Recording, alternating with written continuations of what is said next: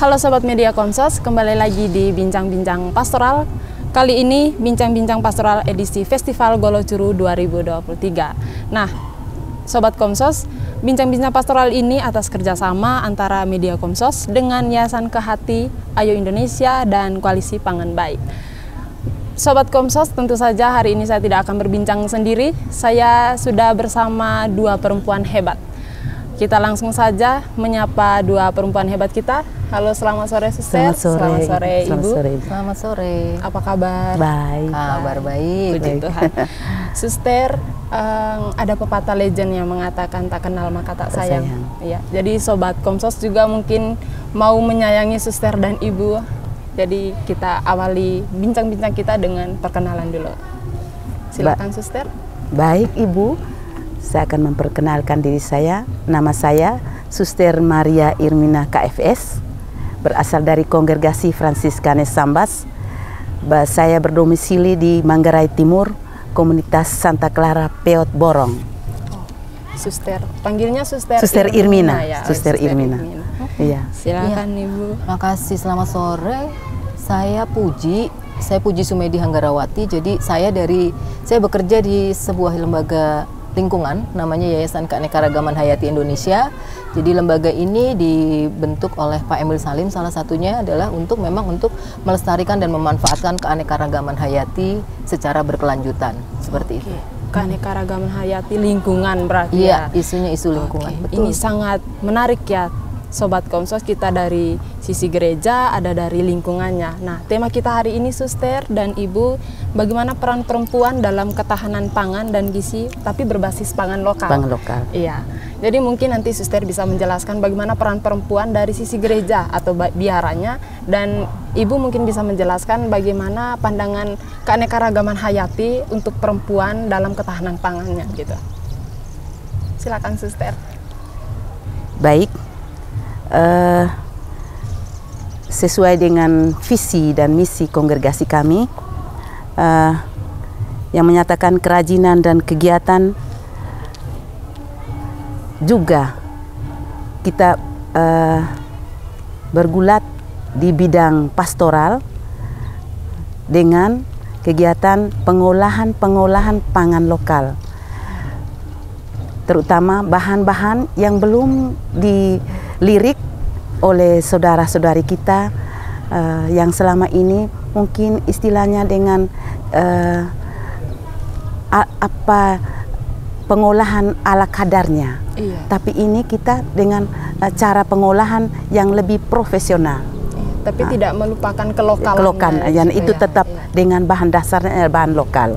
Iya, itu.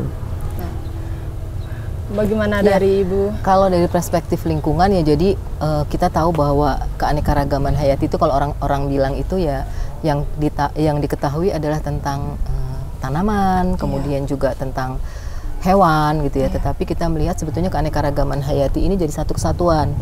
Bicara soal lingkungan jadi kesatuan. Jadi kalau bicara soal keanekaragaman hayati itu salah satunya tadi misalnya tanaman. Nah, tanaman ini kan sumber manfaat dari tanaman maupun hewan itu juga untuk pangan kan.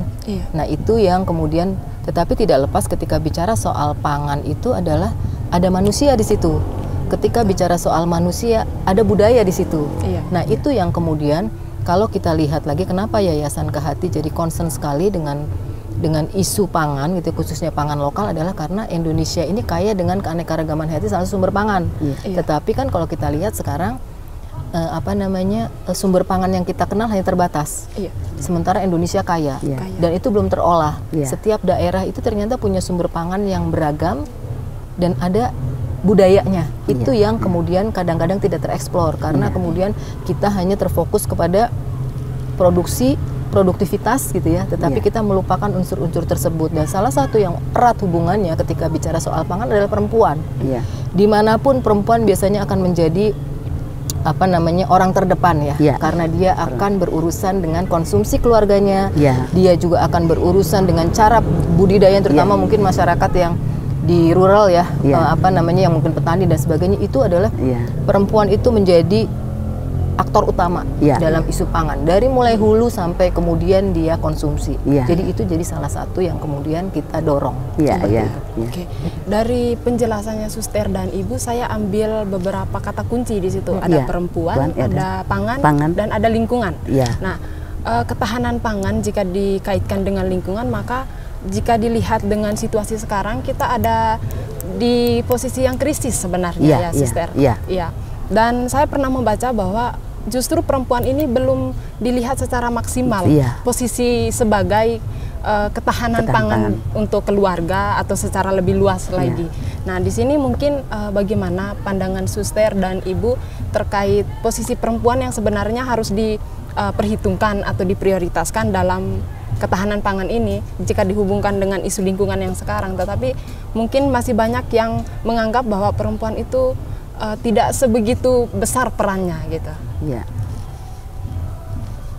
Baik, Ibu, kita dengan cara mendorong ibu-ibu, juga kita memberi contoh sehingga apa yang kita buat mereka lakukan untuk pada hari ini dan hari yang akan datang. Beri contoh yang contoh yang nyata. Iya, kalau saya ngelihat sebetulnya ya perempuan tadi ketika bicara soal perempuan dan budaya kan beda-beda ya, sangat kaya di Indonesia. Ada yang kemudian mendudukan perempuan itu dalam konteks sebagai misalnya dalam sisi budaya itu dia sebagai aktor yang dianggap sama loh gitu loh dengan laki-laki. Tapi ada mungkin beberapa budaya yang kemudian menganggap perempuan ini ada yang di belakang layar. Seperti itu. Jadi sebetulnya yang menjadi juga yang kita dorong, kita menyadari bahwa perempuan itu tadi sepakat dia sebetulnya aktor utama dalam konteks pangan ya. Apapun yang dilakukan pasti perempuan itu yang menjadi aktor utama tanpa menegasikan laki-laki. Sebetulnya ini kan yang equal ya harusnya. Jadi semuanya sebetulnya punya peran gitu ya. Tetapi kemudian kalau misalnya memang fokus pangan adalah bagaimana kemudian kita menguatkan dari perempuannya.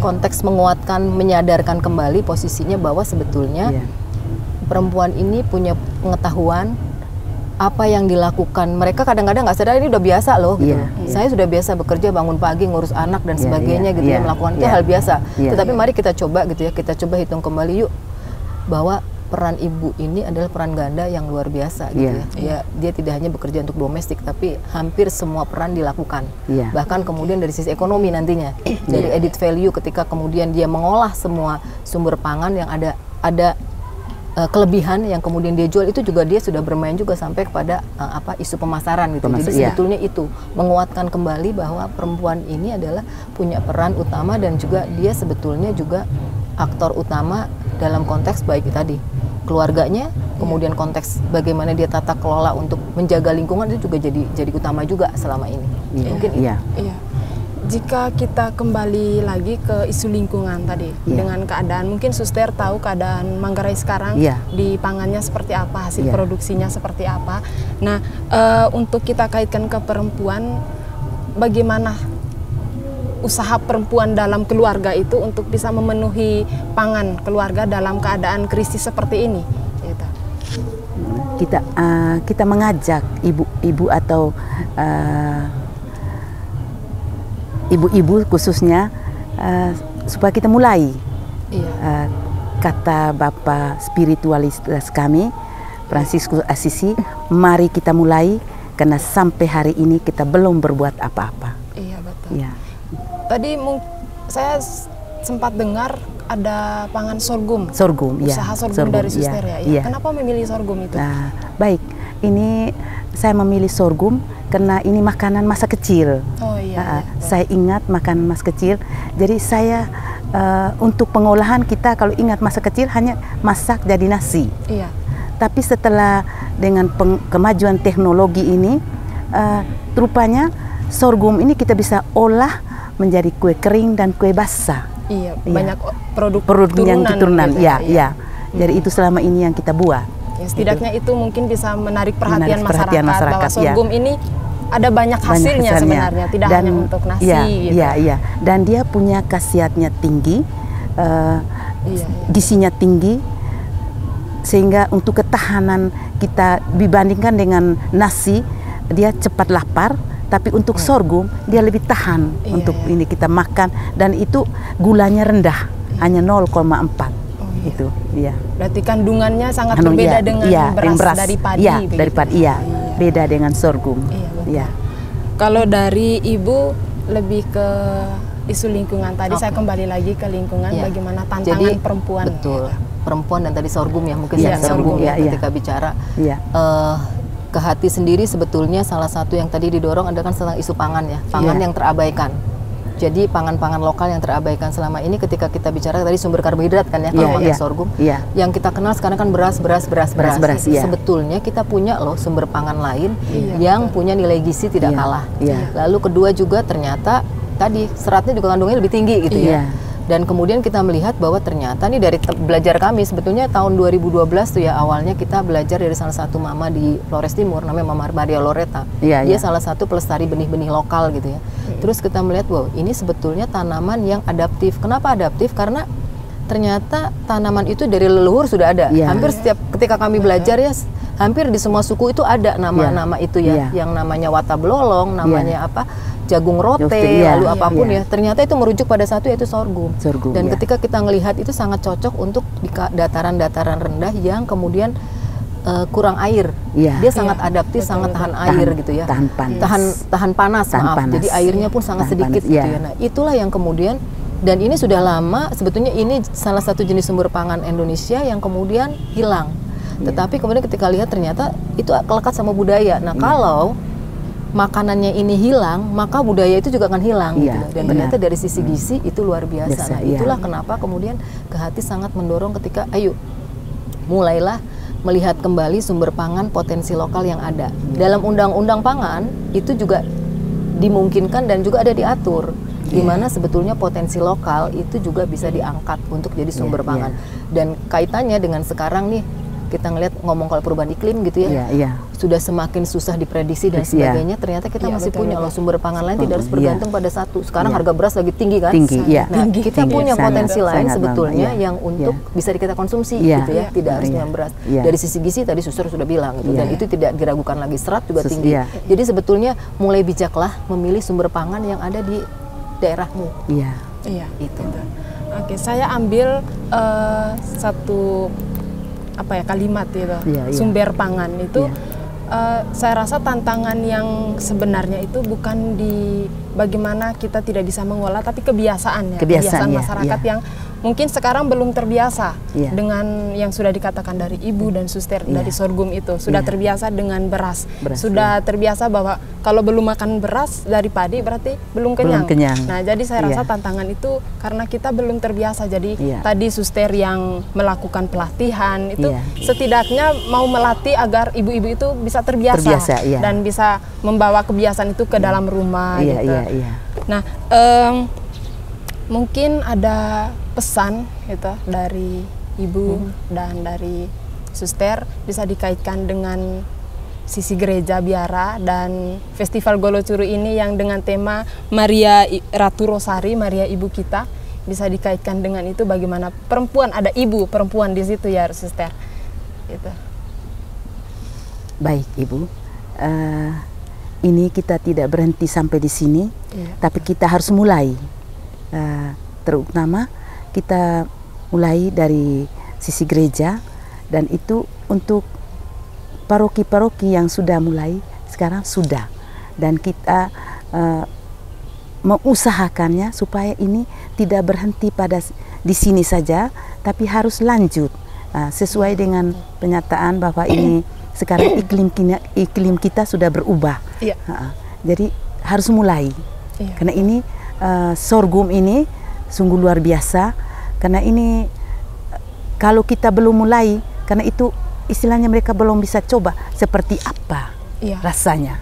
Tapi kalau kita sudah mulai, kalau sudah mulai artinya mereka sudah bisa merasakan seperti apa rasanya sorghum. Tapi untuk beras itu sudah biasa. Gitu. Jadi kayak mau mengajak masyarakat untuk mencoba sesuatu yang baru. Gitu. Betul.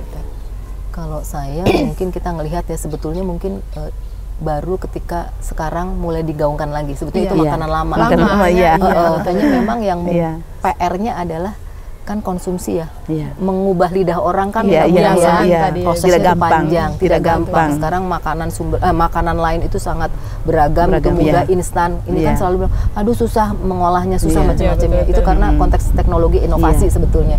Nah, makanya kenapa sebetulnya salah satu selain dari produksi, isu hilir dan juga isu kampanye untuk konsumsi lagi yuk gitu ya, Iya. bahwa ini makanan enak, makanan sehat, makanan bergizi, jangan tunggu sakit dulu Iya. gitu ya, baru Iya. kemudian beralih, itu jadi penting gitu. Jadi Iya.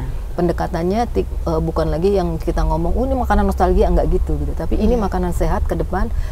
Keren loh kalau kamu mau makan ini gitu, Iya. dengan sederetan gizi yang kita sampaikan dan juga Iya. keragaman olahan Iya. supaya pas di lidah.